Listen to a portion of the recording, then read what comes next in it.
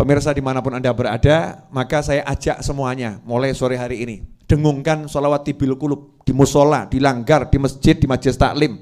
Bu Seha wal Afiyah dan teman-temannya ya sebelum mulai ngaji, setelah mulai ngaji tibil qulub ini disemarakkan, ya disemarakkan biar anak-anak kita semua pada hafal. Apalagi ada lagunya yang enak tadi. Allahumma sholli ala sayyidina Muhammadin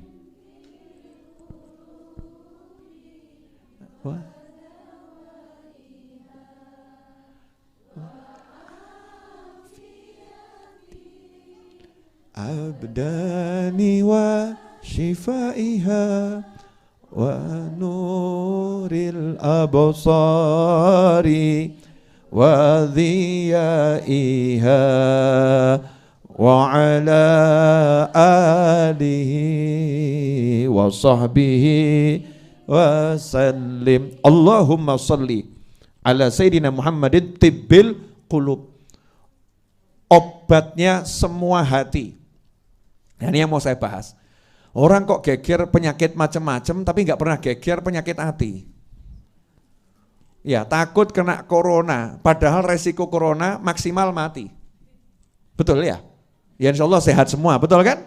Resikonya kena corona dan penyakit-penyakit lain itu maksimal mati. Dan corona berdasarkan yang saya pelajari, saya nanya sama dokter, nanya sama teman, dari semua yang kena penyakit itu yang mati berapa persen toh? Yang mati berapa persen? Apakah seganas itu penyakitnya? Ternyata ya Alhamdulillah yang sehat artinya kena penyakit masih hidup dan insya Allah bisa sembuh itu jauh lebih banyak. Betul tak betul? Makanya nggak usah mikir mati ya. Penyakit apapun itu ujung-ujungnya maksimal adalah mati. Setelah mati kalau orangnya hatinya baik, penyakitnya menjadi penghapus dosa. Penyakitnya menjadi nambah pangkat di sisi Allah Subhanahu wa ta'ala. Tapi kalau orang kena penyakit yang saya sebutkan ini, walaupun sehat badannya, walaupun kaya dirinya, begitu isdet, Masya Allah, sakitnya nggak rampung-rampung. Contoh, ini biasanya ibu-ibu suka kena penyakit ini. Maaf ya Bu, penyakit nggak bisa ngucap terima kasih sama suami. Ya pasti yang kena penyakit ibu-ibu tuh, yang judulnya penyakit tidak bisa ngucap terima kasih sama suami. Berarti yang sakit ibu-ibu. Bu, pernah enggak mengidap penyakit ini? Oh ngaku kan, ngaku tuh. Artinya suaminya ngasih A, ngasih B, ngasih sampai Z. Itu kalau yang dikasih belum sesuai yang diinginkan. Jadi ibu pengennya kudung warna hijau. Suami ngasih kudung warna merah, biru, hitam, ya, pink, krem, semua dikasih kecuali yang hijau. Apa kata sang istri? Kamu memang tidak pernah perhatian sama aku. Kamu pria yang tidak pernah berbuat baik kepada aku. Kamu tidak pernah mau belikan kudung untuk aku. Lah sak lemari kudungnya sopo? Ini wanita model begini ada nih. Mudah-mudahan orangnya hadir saudara-saudara. Ada. Resikonya penyakit ini apa? Takfurnal ashir. Kamu tidak bisa mengucapkan terima kasih kepada suami yang berbuat baik kepadamu. Resikonya sabda Nabi Muhammad SAW, kebanyakan penghuni neraka itu wanita adalah karena punya penyakit tidak bisa terima kasih pada suami. Ngeri, itu contohnya ya. Tidak bisa terima kasih pada suami. Kemudian penyakit apa lagi? Iri. Penyakit iri ini kita mungkin pernah kena atau lagi ngidap. Ya, mengidap penyakit iri. Begitu kena penyakit iri, Masya Allah, hidupnya dunia gak mungkin bisa bahagia. Apalagi akhirat. Karena orang iri itu gak pernah bisa melihat yang dia punya. Selalu lihat punyanya orang lain terus. Contoh, punya suami ganteng. Kok lihat Habib Novel lebih ganteng. Masya Allah. Ya, terus iri, ya iri, ya kan?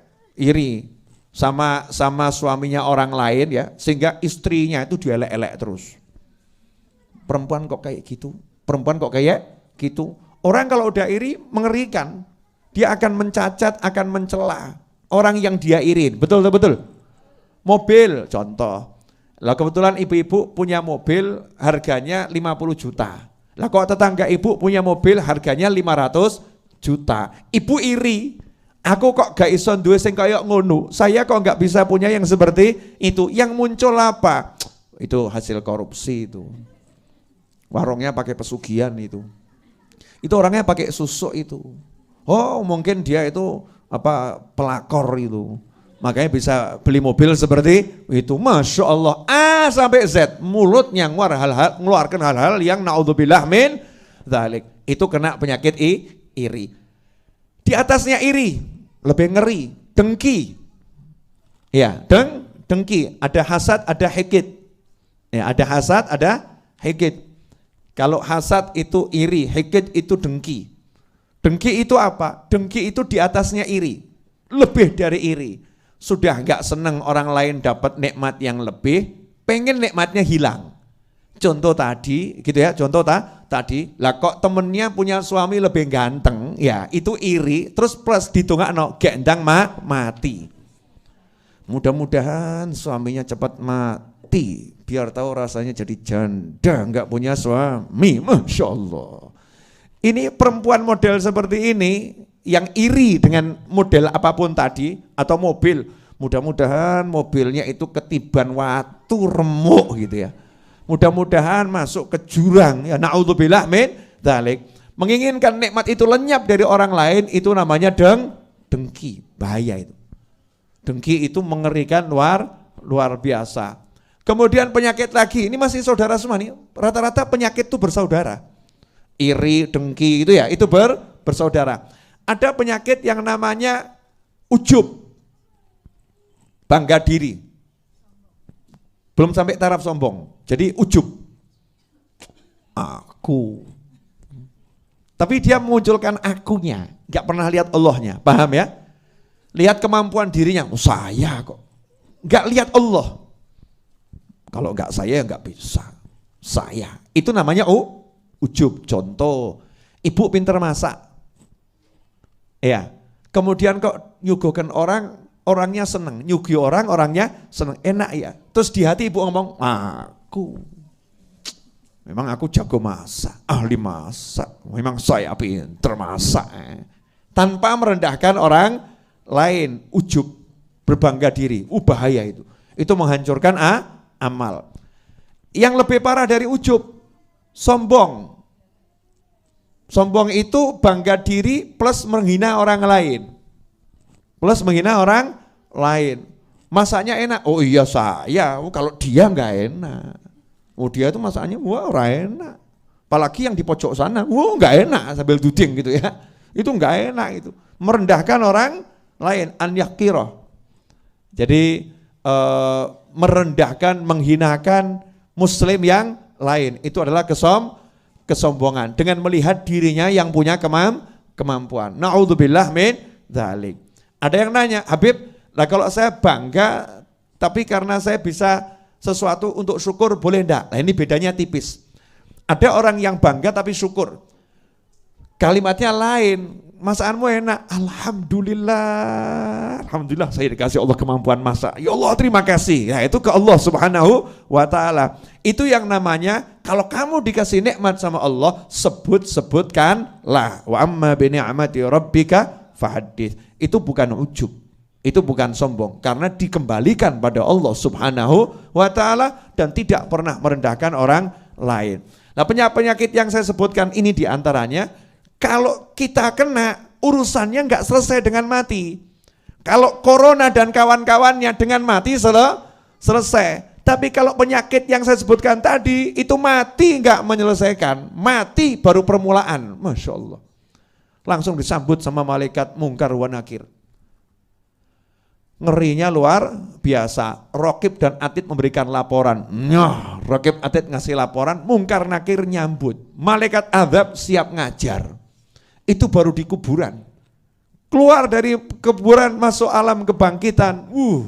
Dikasih tempat yang panasnya luar biasa, enggak dapat naungan. Dari kebangkitan dihisab, hisabnya itu akan berat. kemudian akan diseret ke neraka. Naudzubillah min dzalik.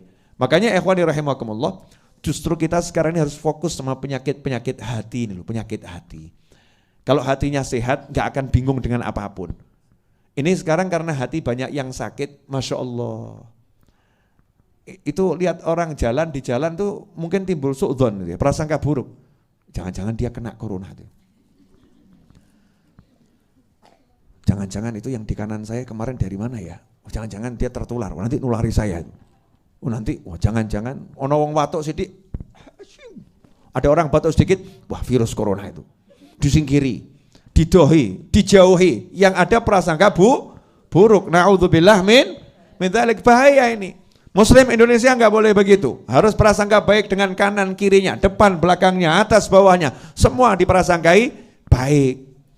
Tetapi kita kan waspada caranya jalankan sunnah Nabi Muhammad SAW. Itu namanya waspada. Waspada caranya baca doa, waspada caranya baca sholawat, waspada caranya hiduplah dengan gaya hidup yang sehat, makan saat lapar, berhenti sebelum kenyang. Itu ajaran Nabi Muhammad Sallallahu Alaihi Wasallam. Kalau terpaksa ambil paketnya orang awam, makan walaupun masih kenyang tapi nggak kekenyangan.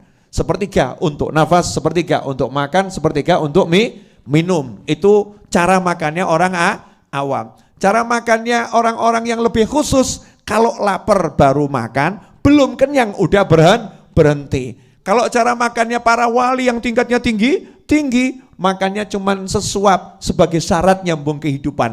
Sebetulnya enggak makan pun kuat, tapi nanti kalau enggak makan itu syariatnya dilanggar. Syariat mau nyambung hidup harus makan. Luqaimatun yuqimna bihas sulbah. Dia terpaksa makan sesuap untuk syarat saya ini manusia, saya jalankan syariat, saya harus hidup. Dengan sesuap itu Masya Allah, 1 hari kuatnya luar biasa. Seperti Imam Nawawi, seperti Imam Malik. Imam Malik rahimahullah itu cuman buka dengan secuil kurma, sahurnya dengan seteguk air. Ke toiletnya 14 hari sekali. Sementara kita ke toilet 1 hari 14 kali. Masya Allah. Beda-beda tipis, angkanya sama kok.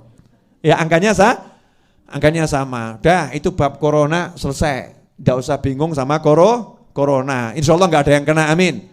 Kalau kena yang namanya muslim ya, kena itu ya nyantai-nyantai saja. Terus berpikir positif, insya Allah sehat. Mati wis wayahe, selesai.